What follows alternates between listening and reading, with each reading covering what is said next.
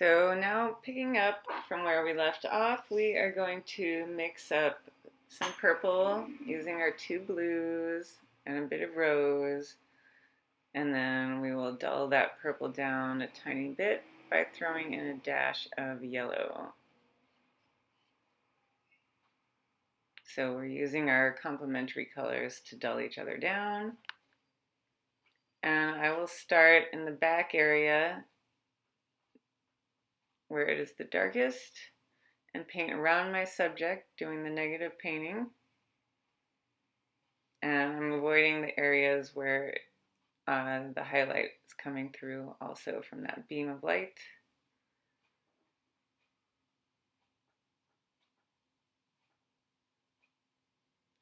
And then I will just keep adding more water to my brush as I go around so that I have a graded wash that becomes lighter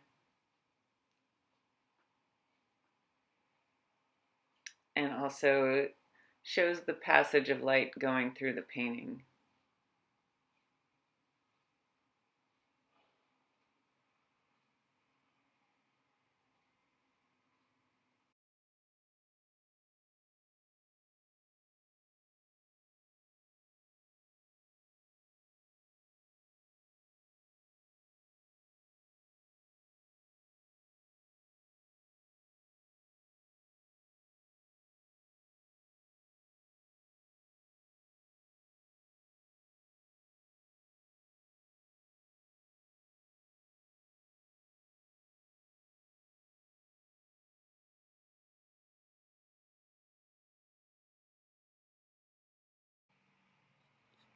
So I'll go ahead and let that dry a bit, and then we start pulling in the flowers.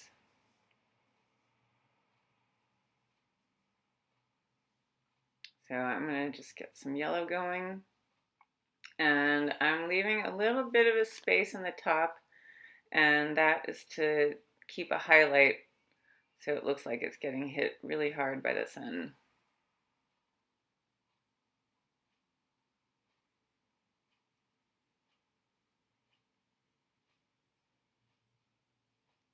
Then I'll just grab a little bit of homemade orange here, and I'll make a little bit of a shadow at the bottom of the flower with that orange. Some of these flowers have a yellow center and the purple petals around the outside, so I'm going to start with the yellow, and then I'm going to come around it with a darker mix of purple. I'm using just the French ultramarine and the rose for this darker purple mix. And I'll let it touch in just a couple of spaces, and when the two colors are wet and they touch, you'll get a soft edge. And this is what we call lost and found edges.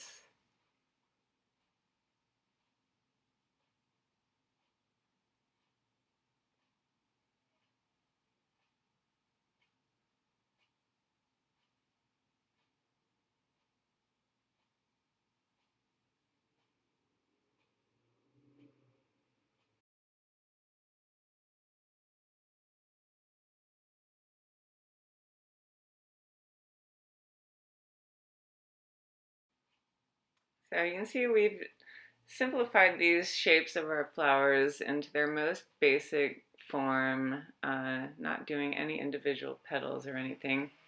And you can still tell that it's a flower just by getting that main basic shape. So here, this one's getting really hit by the light. So I'm going to keep a nice strong highlight on that side where the light is coming from, and then add some orange for the shadow side behind the light.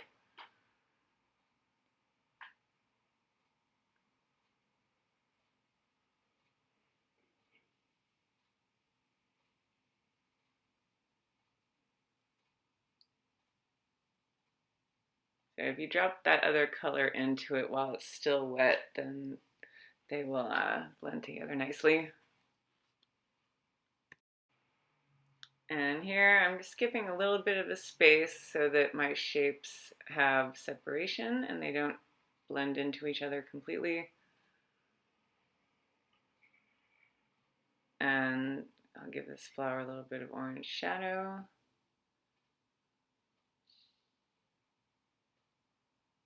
And now I'm going to mix some green. I'll grab some yellows, and the cerulean will give me a lighter green, and then you can add the French ultramarine for a darker green. So I'll create a stem for this and just let that wet green touch into the yellow paint, and then we'll get some lost and found edges in there.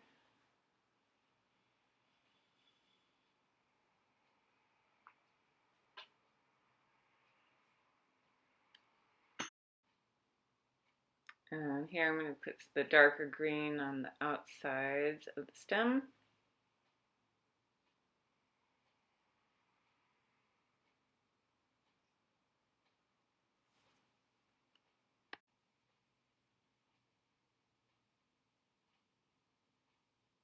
Now just add in one more of these yellow flowers.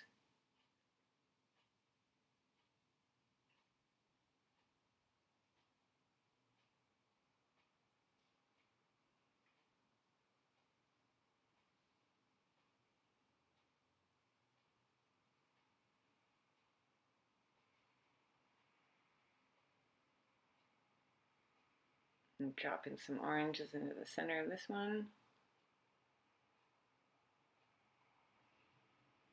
That way it looks like it's facing towards you and it's got the depth going into it.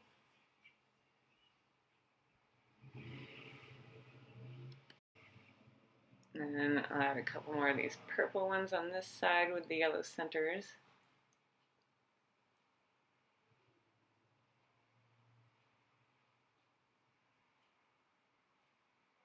And again, I'm going to let the purple just touch the yellow and we get those nice soft fuzzy edges.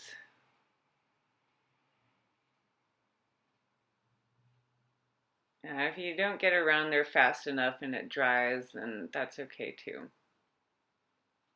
But we'll just keep practicing.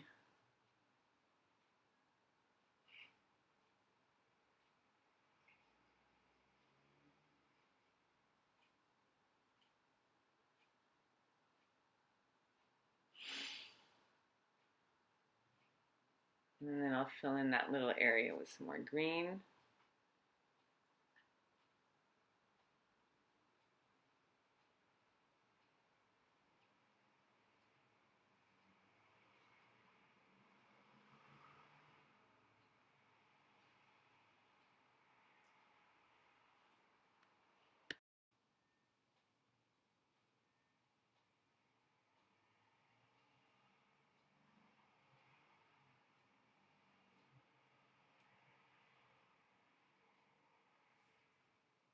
So I wanted that flower behind the other one, so it's got the orange shadow behind the flower. And then I'll put a big purple one here up in front. The yellow center.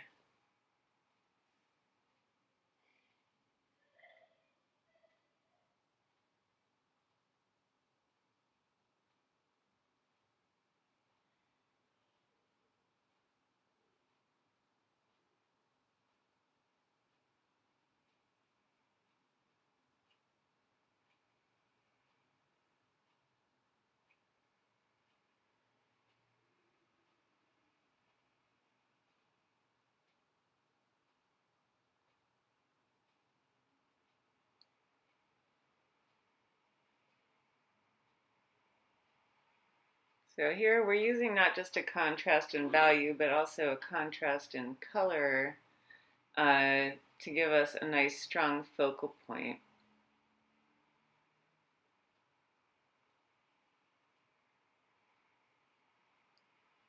These yellows surrounding the purple really make it stand out a lot.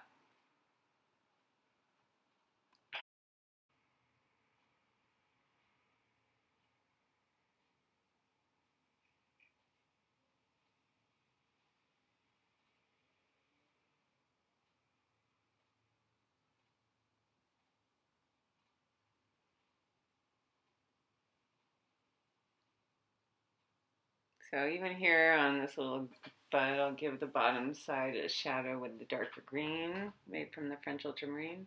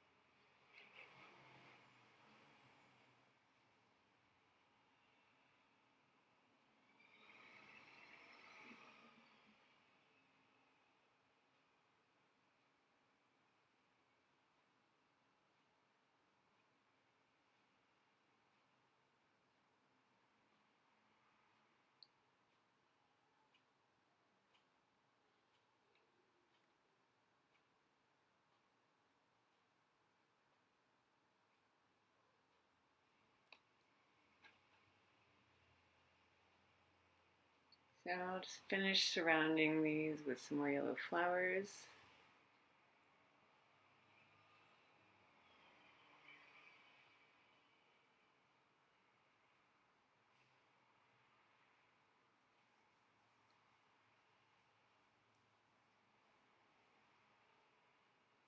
And then I'll come around and fill inside the gaps with the green.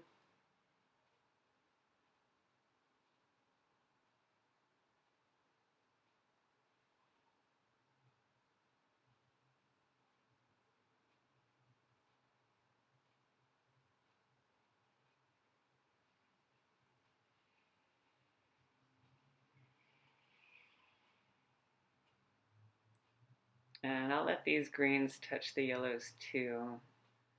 And we'll get some more of our lost and found edges in there. And I have a variety of greens, which I make from the 2 different blues, so there's always variation.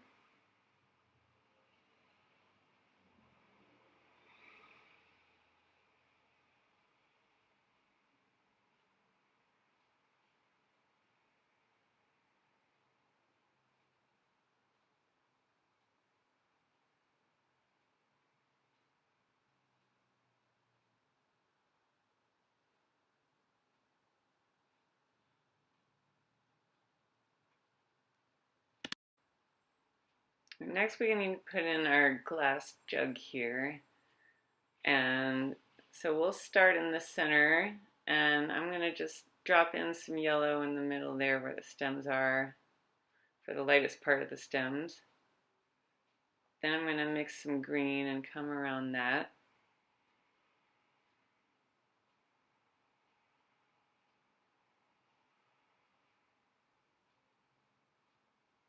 And I'll just run over it with a little bit of water so it's not such a huge jump in color. And then I will come around that with some soft blue.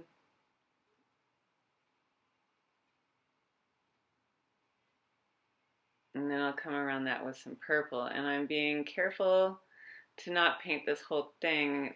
Keeping your highlight white areas are very important when you're painting some glass. So got that big bright highlight on the side there. And I don't paint all the way to the edge. I got to keep that white. And I'll do just a couple lines, and that's where the jar screws on top. And I'm going to get a little bit darker with the purple at the base.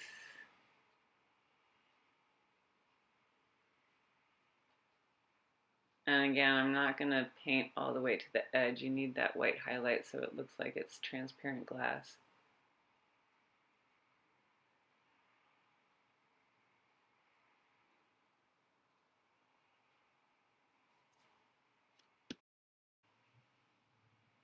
Then I'm going to add that one little yellow petal that fell.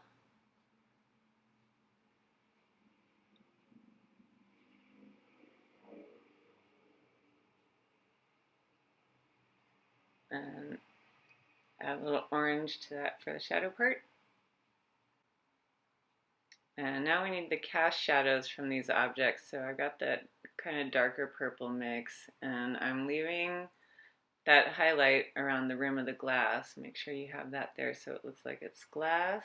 And then I will pull that shadow around to the other side of the shadow there, and then just blend them gently together.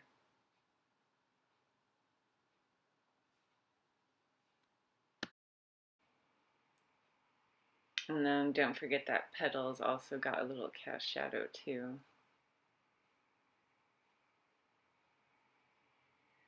And there you have it. So remember now on your own to go and find a subject with some complementary colors and give yourself a good strong light source and simplify your shapes as much as you possibly can and see if you can compose a cool little contrasting color painting.